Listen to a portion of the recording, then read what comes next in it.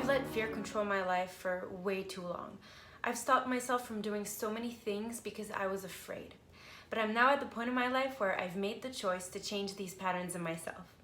I'd like to share with you today 5 things that I'm learning while I'm on my journey to overcoming my fears.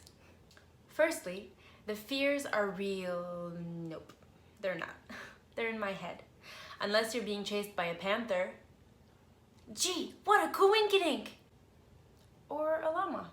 I wrote this joke when it was still really cold outside, but now it's really hot, it's summer, so... Most of the time, our fears are not real. I've noticed that whenever I faced my fear and took action, the fears actually diminished and even often vanished.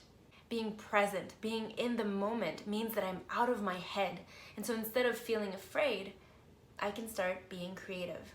Deuxièmement, it's my responsibility to make a choice. I'm either gonna do it or not. Having that responsibility and making that choice is where my power lies. If I don't take responsibility for my fear and make the choice to overcome it, I'm actually staying in victim energy. It means that I'm actually being a victim to my fears. Ouch. I know, it's easy to say, but feel the fear and do it anyway. Po trzecie, I've learned that I can take smaller steps in order to achieve a bigger goal. So by breaking it down into little steps, not only is it less scary, but it actually brings up my confidence so I can then take on more. Por cuartos. I haven't spoken Spanish since high school. 10 years. I think that's how it's said. I'm not sure. Okay, bye. I'm doing my best to change my perspective. So from expecting a certain outcome and a certain result, to allowing myself to learn throughout the process. Instead of being afraid of failure and making a mistake, I remind myself that I am learning, I'm practicing, I'm improving every step of the way.